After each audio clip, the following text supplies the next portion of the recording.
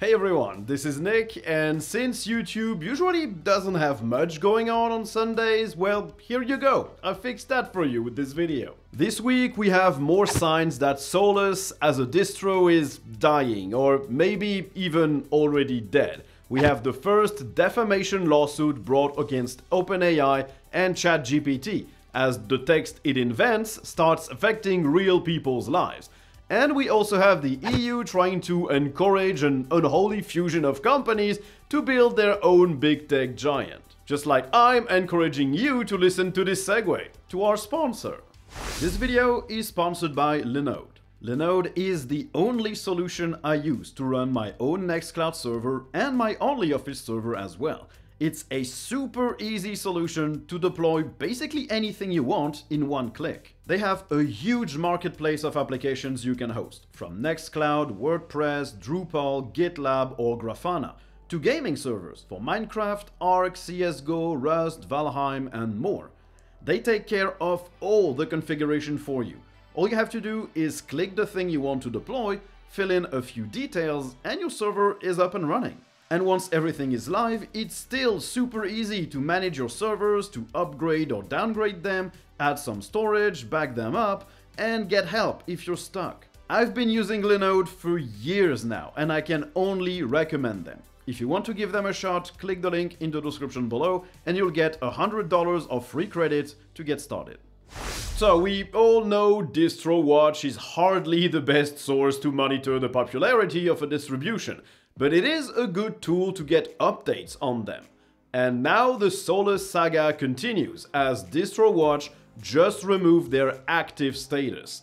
It's now labeled as a dormant distribution, which is never a good sign, but since they haven't put out a new release in 2 years, it's an automatic move DistroWatch does to point out to potential users that it's not very well maintained.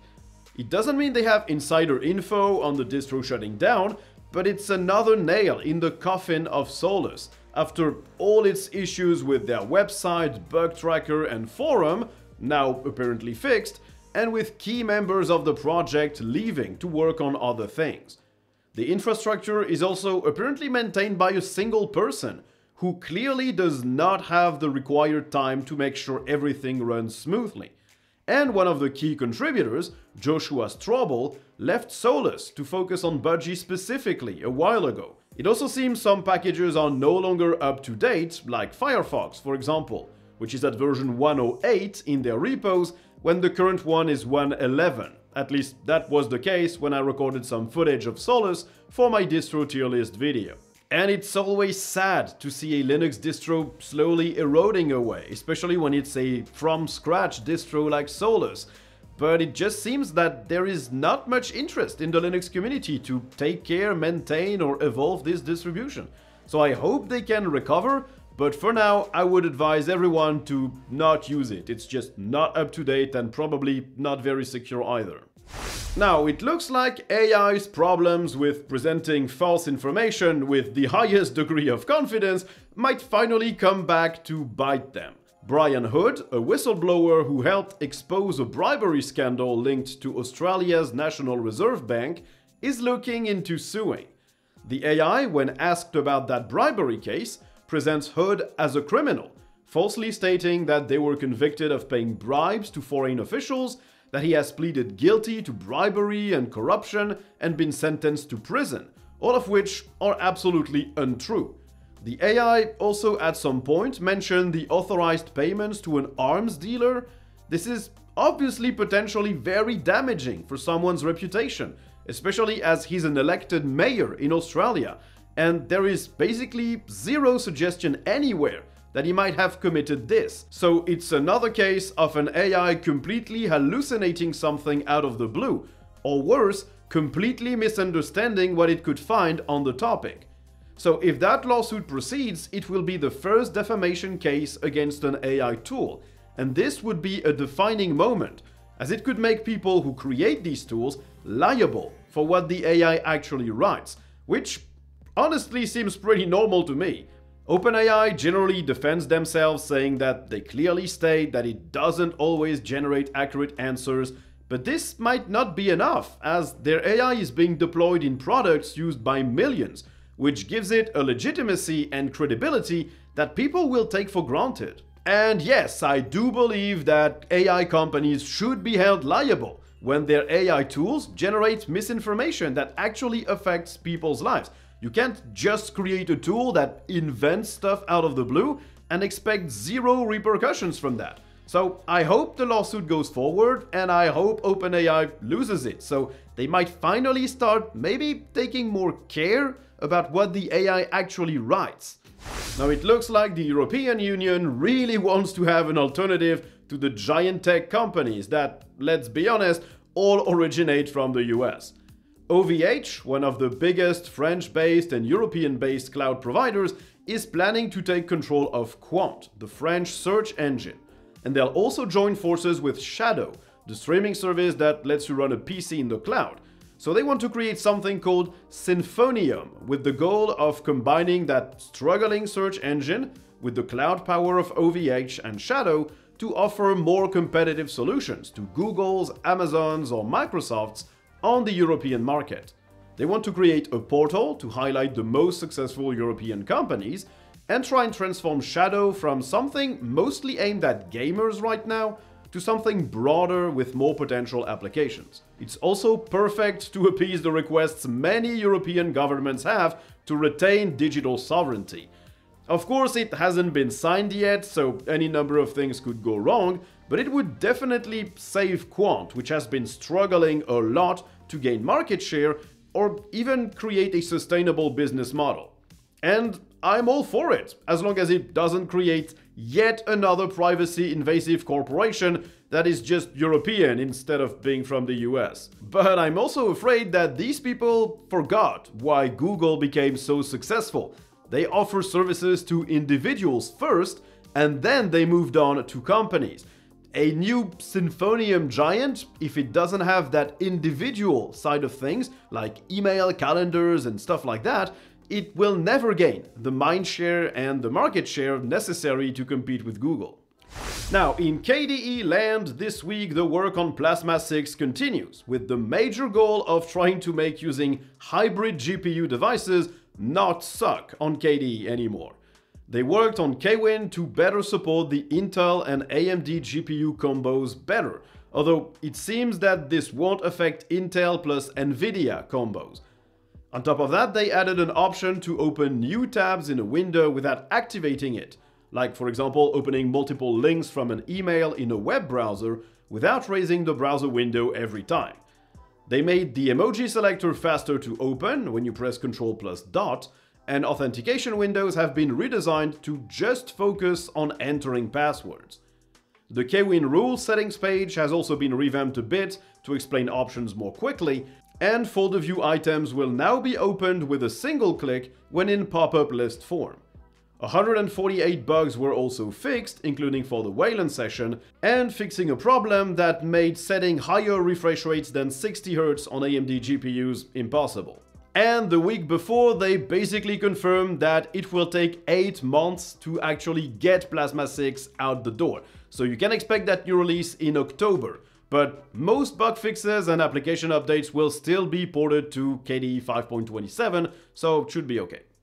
Now in the GNOME world, work on libadwaita continues as it gained 2 new widget types to display spin buttons, these little controls that let you adjust a property's number with a plus and minus button, and to display various property rows where the value is more visible than the title.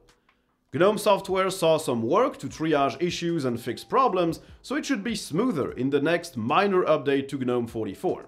Wike, the Wikipedia client, has been moved to GTK4 and has an always visible search input that you can activate just by typing.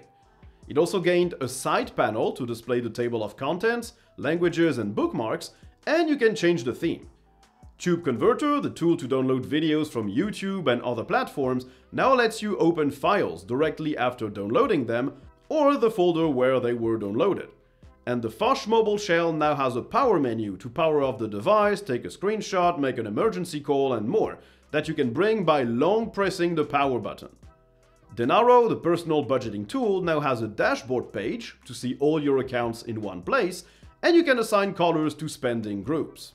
All good stuff here, and more apps to make your GNOME desktop more productive. And on that note, I have a dedicated video where I showcase how I work with GNOME with just a few extensions and the apps I use. The link is in the description below or like in the card up top. And to wrap up our tour of desktop environment updates, LxQT also got a new release. It's not a desktop environment that gets a lot of coverage, and I personally don't think I ever tried it. But you can think of it as a simpler, lightweight KDE. Version 1.3 still uses Qt 5.15, but the developers are working on moving it to Qt 6. They're just waiting on a stable version of the KDE frameworks, which they use as a base. The panel has been optimized and comes with the DOM plugin compiled by default. The file manager, PCMan-FM, has a few issues fixed, notably for opening non-executable files that have executable extensions, and preventing desktop icons to move around on their own. And you can now turn off smooth scrolling if you want. Their session settings tool also now better supports different window managers and the system tray, and they improved Wayland support. For now, no distro has pre-compiled packages for it, so you'll need to compile it yourself from source. But it shouldn't be long before rolling releases give you that update. It's a minor update, but it's still good to see these less well-known desktop environments get some attention, some maintenance, and some love. Now we have a nice big privacy breach to discuss this week, as Tesla employees apparently have access to the internal camera of Tesla vehicles, or at least the images captured by them. Several ex-Tesla employees said that they saw footage from these built-in cameras and passed sensitive videos around, from a car crashing into a kid to a naked man approaching a car in his garage. The images were anonymized, but they definitely had enough data to identify which car they came from or the location where the images were captured. Now, before you panic if you're a Tesla owner, these employees were part of the team charged with reviewing this footage to improve Tesla's safe driving capabilities. Not every Tesla employee can see this, but it still means that when you buy a Tesla, you basically agree to humans looking at what you do in or around your car, which is definitely bad, especially when you consider that these employees apparently passed images around for a laugh, or even made memes out of them, something that is definitely not the spirit in which consent was given when buying the vehicle. So yeah, cameras in private places like your house or your car. Always a terrible idea if you don't control where the data goes and who can see it. Just don't do it. And let's finish this with the gaming news. This week, a reminder that Valve might have done a lot for Linux gaming, but it doesn't mean they're an angel, as they have now caved to a developer and publisher's request to remove a negative review on the game Warlander. This review pointed out the anti-cheat the game was using was pretty shady, and that review was very highly upvoted, being the most visible review on the game's page. And this review has now been removed by Valve, and everyone who marked it as helpful seems to have their accounts restricted for 30 days, which means they are now unable to vote on any other review for that duration. The review was marked as violating the terms of service, which seems to be a big stretch of that definition. Not a great look if negative reviews are just removed because they are not pleasing to the developer or the publisher. It should be perfectly okay to point out DRM systems or anti-cheat systems when they actually have an impact on the game's performance, on the player's experience, or on their privacy. And it looks like the latest version of Mesa will be pretty great for Linux gamers using Intel and AMD GPUs. 23.1 will bring the new graphics pipeline library, probably on May the 3rd, and it should improve shader-related stutters a lot, something that happens when your game doesn't have a shader cache to download and makes entering a new area in a game a bit annoying, with stutters all over the place and terrible performance. Cache file sizes will also be reduced by about 60% for single file cache and 2% for multi-file cache. And of course it also means that the Steam Deck will benefit from that, so you'll have a better, smoother experience on all games and also on new games that just released, which is really good. Really good, just like our sponsor. If you're in the market for a new PC and you plan to run Linux on it, Stop buying devices that were made to run Windows and try to retrofit Linux on top of it. For the best experience, click the link in the description below and get yourself a computer from Tuxedo. They make laptops and desktops for all price points, all sizes and all needs, and all of them have been designed to run Linux specifically. They're all very customizable and configurable, and all their laptops can be opened, repaired, upgraded, with the battery, the RAM, the SSD and sometimes even the wireless card being user accessible. So if you need a new computer, stop buying Windows devices, buy something that was made to run the operating system that you prefer. Click the link in the description. So, thanks everyone for watching the video. I hope you enjoyed it. If you did, don't hesitate to like, to subscribe, to turn on notifications, to write a comment. And if you didn't like it, well, the dislike button is still there, but also do tell me why in the comments so I can improve. And if you really enjoyed the channel and you want to support it, there are plenty of links in the description below for LiberaPay, Patreon, YouTube memberships, YouTube thanks, and the like. You know what to do. So, thanks everyone for watching, and I guess you'll see me in the next one. Bye!